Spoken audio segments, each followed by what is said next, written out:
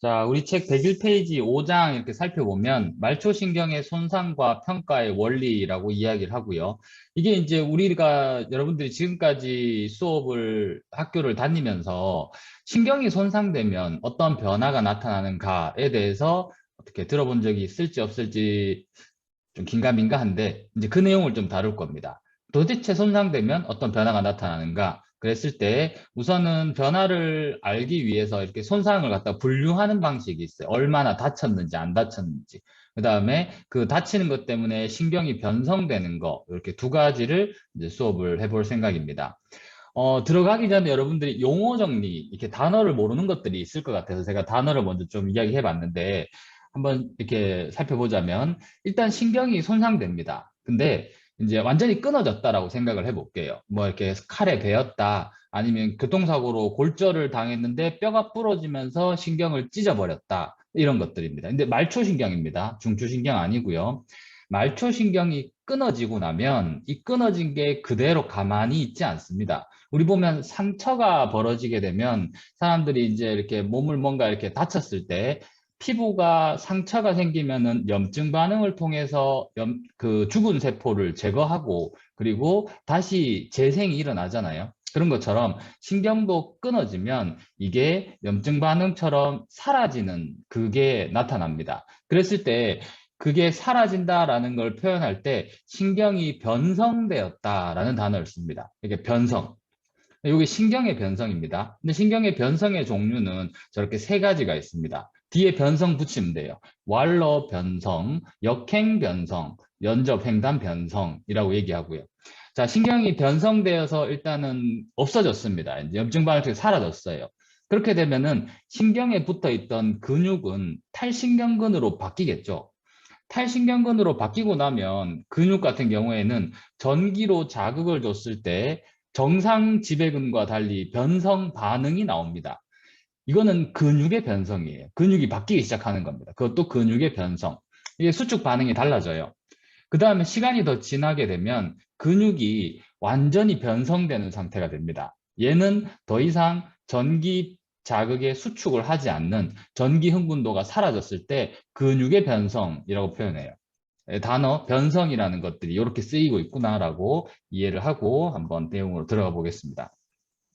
자, 여러분들 한 장 넘겨보게 되면은 102페이지에 우리 이제 말초신경 손상이라고 해서 원인들이 쭉 나오고 있는데 원인은 제가 여기서 다루지 않을 생각입니다. 왜냐하면 원인이 이렇게 여기 있는 게 다가 아니고 더 많은데 굳이 뭐 할애를 안 할 생각이고요. 103페이지에 있는 분류 한번 보겠습니다. 말초신경 손상을 당했을 때 얼마나 손상되었는지를 세돈이라는 사람이 분류를 했어요. 그래서 이걸 갖다가 세돈의 분류라고 표현합니다. 이거는 총 세 가지로 구분했습니다. 지금 우리 책에 보게 되면 신경 차단이라고 하는 것들 나오는데 영어 이름도 한번 잘 살펴보세요. 영어 이름도 이게 굉장히 좀 유용하게 쓰입니다. 첫 번째 영어 이름이 신경 차단인데 뉴로프락시아라는 표현을 씁니다. 요즘 실행증 단어 혹시 영어로 뭐라고 하는지 배웠을까요? 이게 실행증이라는 거는 에이프락시아라고 표현하거든요. 에이프락시아. 실행증이라는 거는 운동신경에 직접적인 손상 없이 운동이 나타나지 않을 때 우리는 실행증이라고 표현해요. 이게 보면 신경에 손상이 없는 거죠.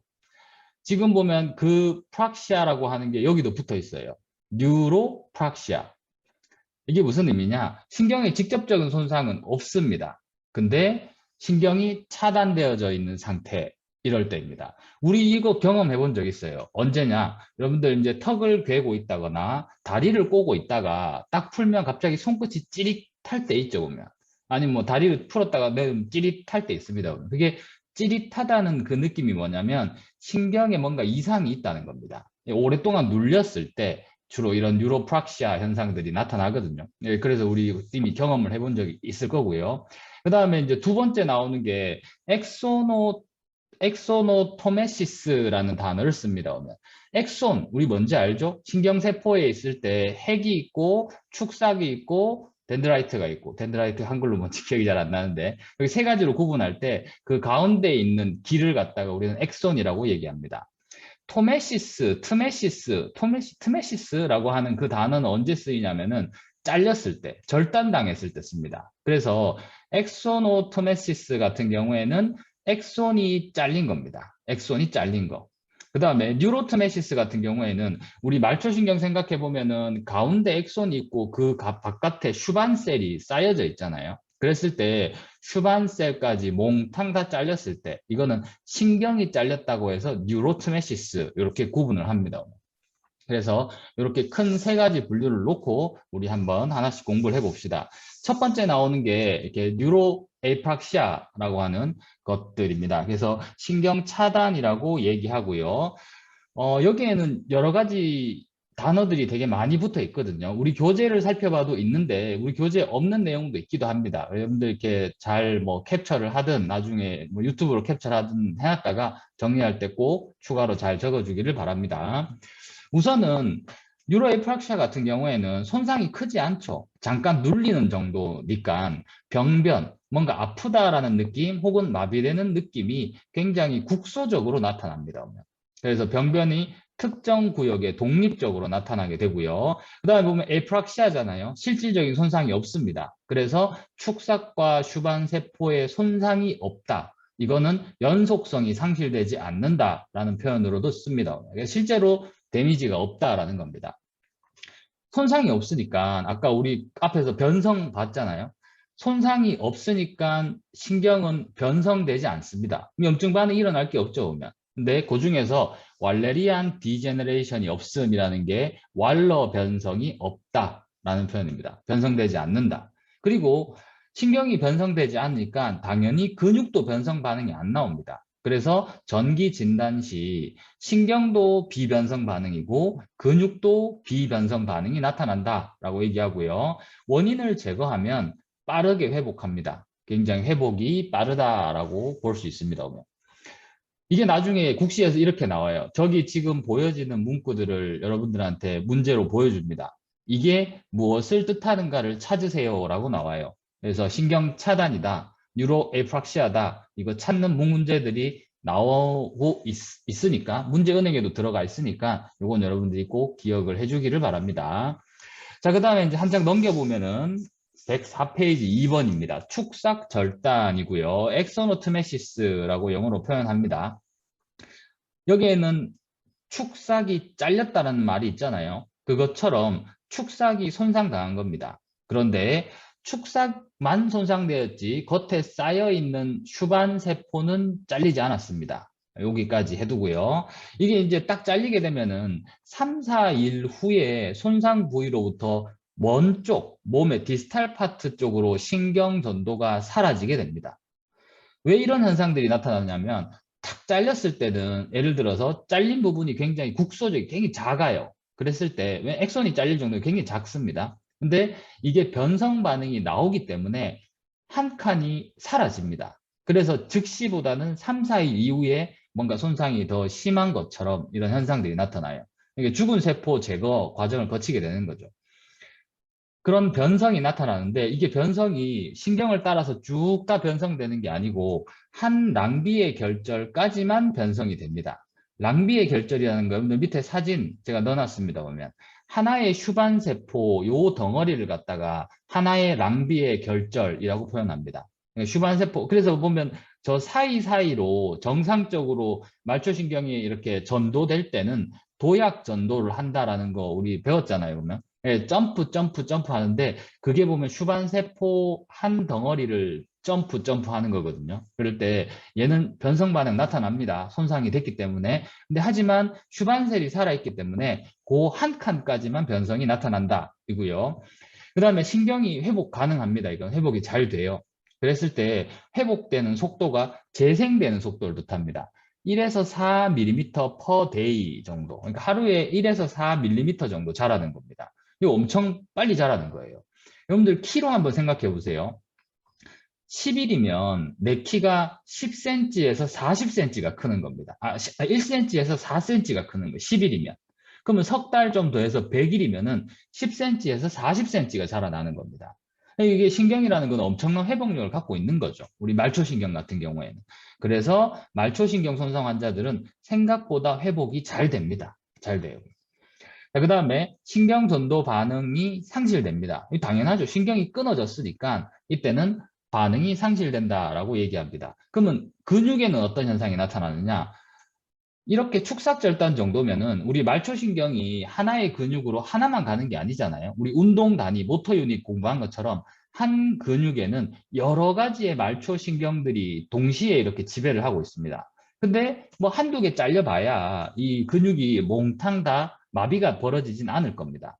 그래서 근육에다가 전기 자극을 주게 되면은 진폭이 감소되는, 수축 강도가 감소되는 그런 현상들이 나타나게 되고요. 그 다음에 수축 반응의 속도도 좀 느려지는 그런 반응들이 나타납니다. 그래서 축삭절단은 이렇게 기억을 해주면 되겠습니다. 그 다음에 세 번째로 신경절단입니다. 영어로 뉴로트메시스, 트메시스 잘렸다거든요. 신경이 몽탕 다 잘렸다는 겁니다. 이름에 그대로 나와 있습니다. 축삭도 잘렸고 슈반세포도 잘렸고 신경 액손이 몽탕 잘렸다입니다. 이렇게 몽탕 잘리게 되면 어떤 일이 벌어지느냐? 랑비에르 결절 넘어서까지 변성이 나타납니다. 이렇게 넘어까지 신경이 쭉 다 사라져요. 보면. 이렇게 사라질 때 그러면 사라지는 시간도 필요하잖아요. 그 사라지는 데까지 걸리는 시간이 대부분 10일에서 14일 정도다라고 얘기합니다. 그래서 한 2주 정도 지나게 되면은 전기 자극, 그러니까 신경이 완전히 염증 반응통이 완전히 사라졌습니다. 그러니까 전기 자극이 소실되고 변성 변화가 굉장히 강하게 나타납니다. 그리고 많이 잘렸으니까 예후가 나쁘다 이렇게 볼 수 있겠죠, 보면. 이게 뭘 다쳤는지 생각해 보면 세돈의 분류는 이렇게 딱 정리가 됩니다. 보면. 그런데 이게 세돈의 분류만 있으면 참 좋은데 이 문제가 벌어졌어요. 이게 사람들이 이제 의학 기술이 발달하면서 말초신경을 더 자세히 보기 시작했습니다.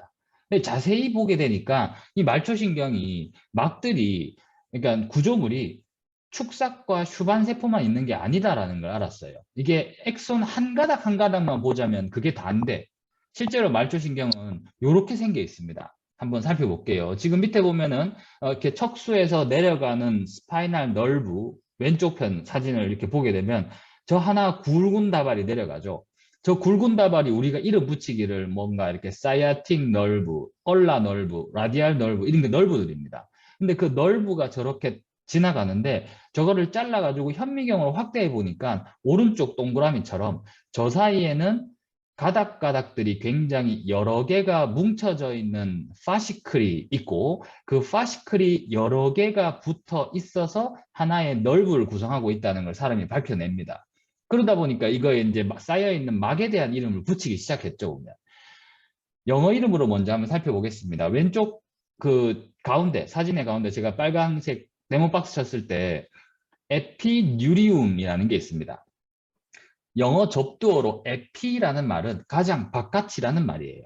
바깥. 그 다음에 뉴리라고 붙었으면 신경, 뉴론을 뜻하는 겁니다. 뉴론. 그 다음에 리움 같은 경우에는 막을 뜻해요. 그래서 신경에 있는 가장 바깥 막이라고 해서 널브 가장 바깥에는 에피뉴리움이 있다라고 이름을 붙였습니다. 그 다음에 페리뉴리움도 있습니다. 이거는 보면 파시클을 싸고 있는 거거든요. 두 번째 빨간 박스입니다. 하나하나의 엑손들을 여러 개를 뭉쳐가지고 싸고 있는 이 막을 갖다가 이름을 붙이기를 페리는 사이에 있을 때를 우리는 페리라고 붙이기도 하고요. 제일 바깥에서 바로 다음번에 있을 때 이걸 페리라는 접두어를 씁니다. 그래서 중간에 있는 신경막이라고 해서 페리뉴리움이라고 이름을 붙입니다.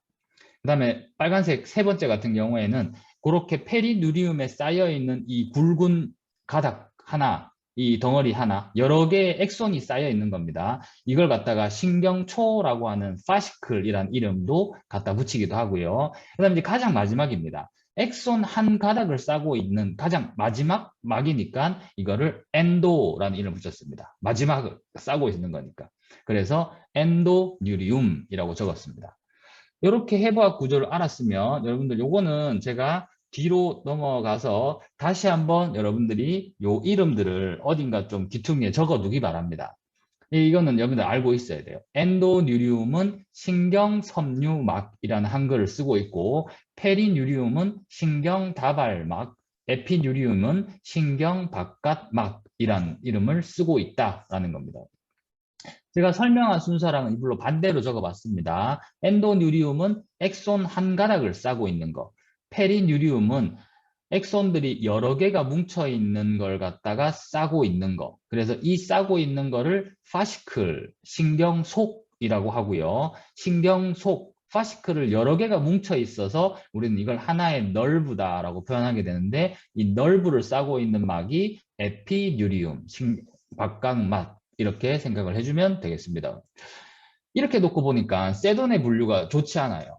여러분들 한번 상상을 해보세요. 내가 칼로 뭔가 베어가지고 엑손이 잘렸을 때 엑손 한 가닥이 잘릴 일은 정말 드물죠. 이게 일어날 일이 거의 없습니다. 뭐 예를 들어서 얼라널브 쪽에 손상을 받았을 때 얼라널브 중에 있는 엑손 한 가닥만 탁 잘렸다. 이런 일은 불가능합니다. 보면.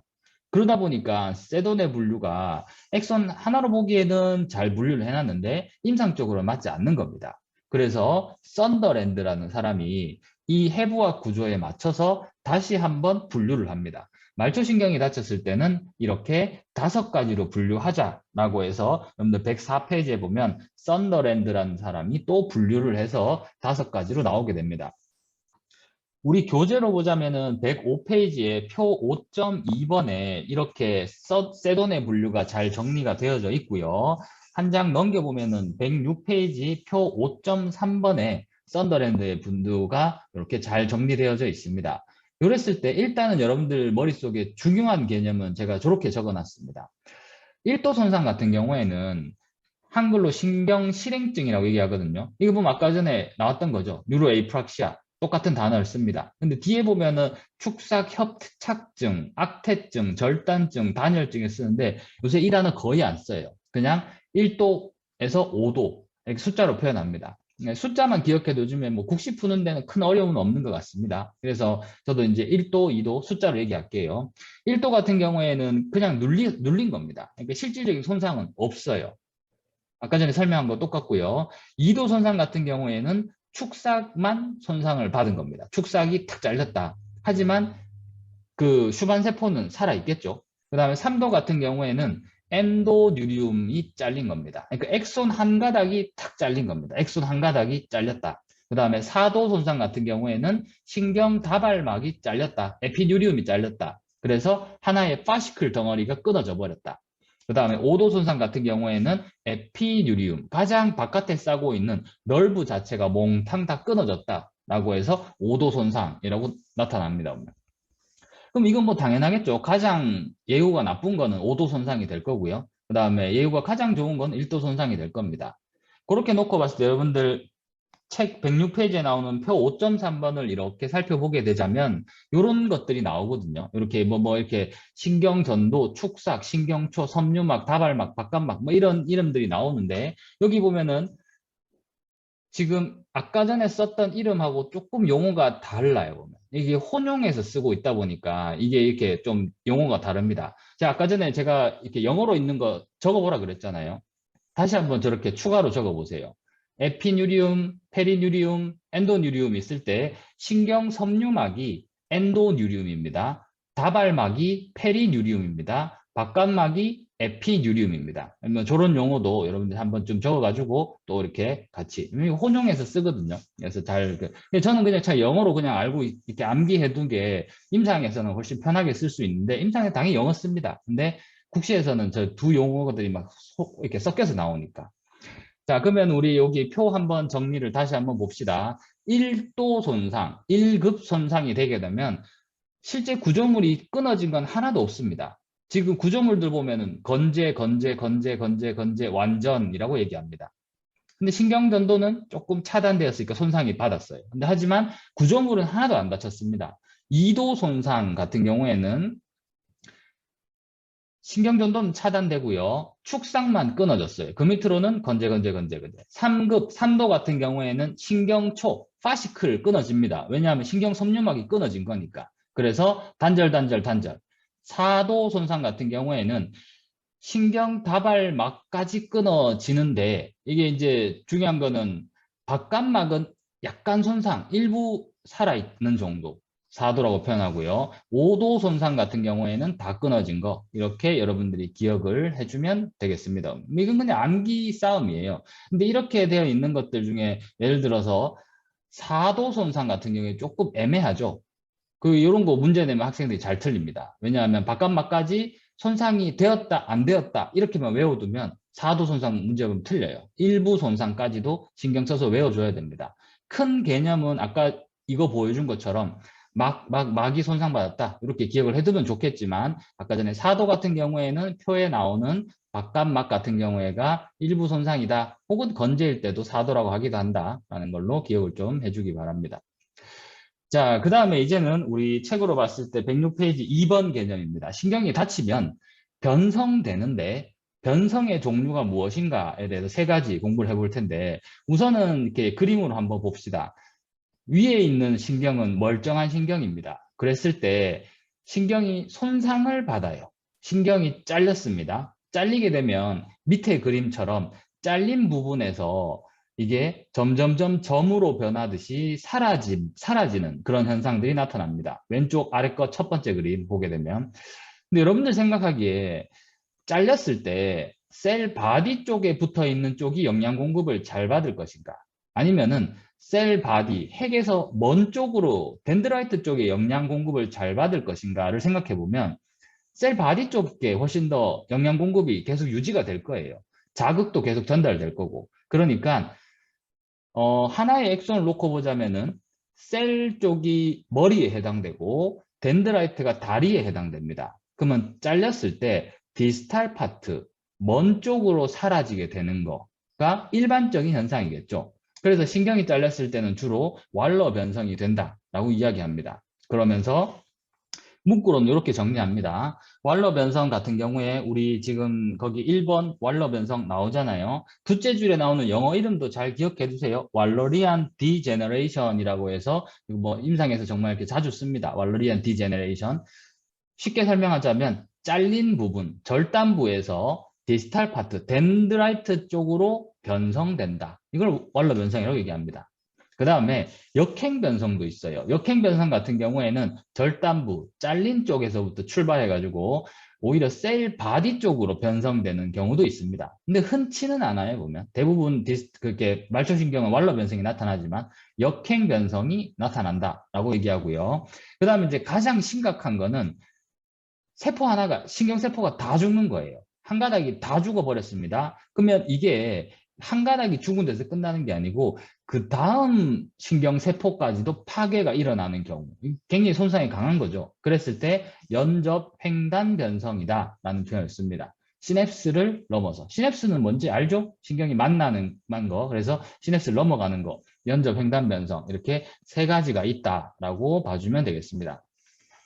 이거는 여러분들 책에서 지금 분류가 따로 안 돼 있어서 우리 교과서 보면 1번, 2번, 3번이 끝이거든요. 4번, 5번은 사실 다른 개념인데 여기 따로 붙어 있어가지고 저는 3번이 끝입니다. 신경 변성의 종류는 세 가지 끝.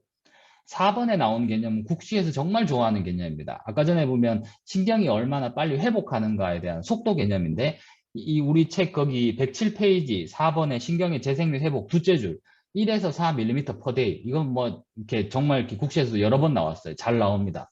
1에서 4mm per day 정도 자라난다. 꼭 체크해서 기억을 해주기 바랍니다.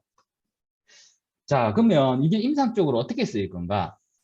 실제로 제가 만났던 환자 중에 이런 케이스가 많이 있습니다.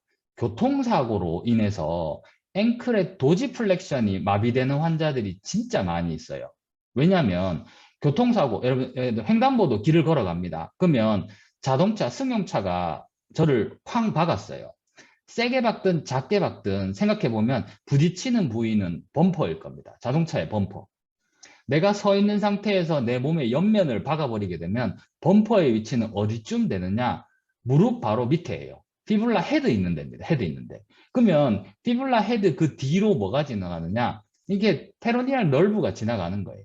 그러다 보니까 약간의 접촉 사고에서도 나타날 수 있고요. 강하게 박을 때도 잘 나타납니다. 그러면 환자가 교통사고 딱 박았습니다. 그러고 나면 병원에 오겠죠.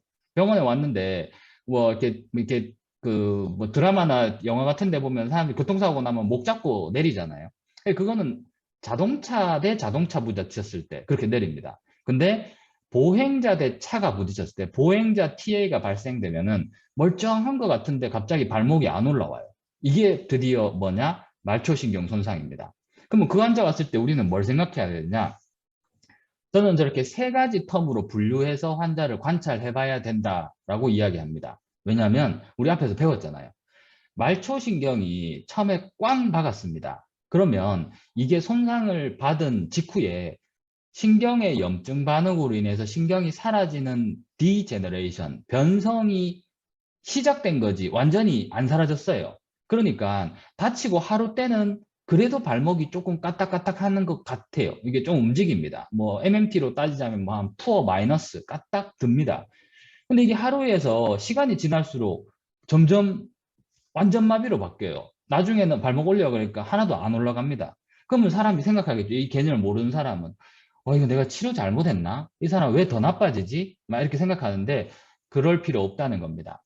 신경은 변성 반응이 10일에서 14일까지 진행되기 때문에 변성 반응이 있는 손상일 경우에 진행되기 때문에 10에서 14일 정도까지 지난 후에 제대로 평가와 치료 플랜을 세울 수 있습니다. 평가라는 게 MMT도 평가인데 전기 진단도 10일이나 14일 지나고 해야만 돼요. 왜냐하면 자체적인 우리 몸의 이런 사라진 변성이 끝난 다음에 평가를 해야지 이 사람의 신경이 얼마나 잘렸다라는 거를 알 수 있습니다. 그러면은 10일이나 14일 전에는 뭐 할 거냐? 이때는 보전 쪽 치료로 접근하는 게 맞아요. 그러니까 이때 막 운동을 시켜가지고 강하게 도지플렉션의 스트렝스닝을 한다거나 ROM 엑서사이즈를 통해서 막 움직임을 만들어낸다거나 하면 안 되는 거죠. 10일이나 14일 이전까지는 보존적 치료로 더 이상 신경이 끊어지지 마. 왜 이게 찢어져 가지고 신경이 막 할랑할랑 붙어 있는데 움직이면 완전 뚝 끊어지겠죠. 10일에서 14일까지는 되도록이면 보존적 치료해야 됩니다. 이때 의사들은 뭐 하느냐? 이때 MRI 같은 거 찍어봐요. 그러고 나면은 신경이 뚝 끊겼는 게 사진으로 보입니다. 그러면 뚝 끊겼으면은 피부를 열어가지고 신경 봉합 수술을 해줍니다. 신경을 붙여놔요. 요즘에 이거 되게 잘하거든요. 이렇게 붙여놓습니다. 그렇다 하더라도 이게 어쨌든 손상 입은 거기 때문에 염증 반응이 나타납니다. 안 건드려야 돼요. 10에서 14일까지는 되도록이면 보존적 치료를 한다. 그러면 이제 10일 이후에는 뭐 해야 되느냐? 제대로 예후 예측을 해야 됩니다. 이랬을 때 10일에서 14일 때 우리가 평가하잖아요. 그럼 우리 알 수 있습니다. 썬더랜드의 분류에 따라서 1에서 5도 손상을 우리는 알 수 있습니다. 차팅지에 적혀 있어요. 제대로 된 병원은 의무 기록지에 다 적혀 있습니다. 환자 썸노트에 적혀 있어요. 심지어 물리치료사가 안 적습니다. 의사들이 알아서 적어줘요. 검사 다 해가지고 알아서 적어줍니다. 그러면 우리가 치료할 때 예후 예측을 세우는 거죠. 이 사람이 썬더랜드의 몇 도 손상이니까 앞으로 한 며칠쯤 지나면 회복하겠다. 이런 것들이 이제 우리가 제대로 알고 치료할 수 있게 되는 겁니다. 그렇기 때문에 우리가 말초신경의 변성에 대해서 공부를 해야 된다. 라는 거 여러분들이 이제 동의를 해주길 바라고요. 이제 드디어 여러분들은 여러 가지 말초신경 질병의 이런 치료 플랜을 세우는 거에 베이스를 닦은 겁니다. 아까 얘기했던 교통사고도 있고요. 카팔터널 신드롬도 되게 많죠. 손목 환자, 터널 증후군 환자들도 말초신경 손상입니다. 그런 것처럼 대부분의 말초신경에 뭔가 문제가 있을 때는 이 개념을 머릿속에 꼭 놓고 접근하라는 것을 기억을 잘 해주기 바랍니다.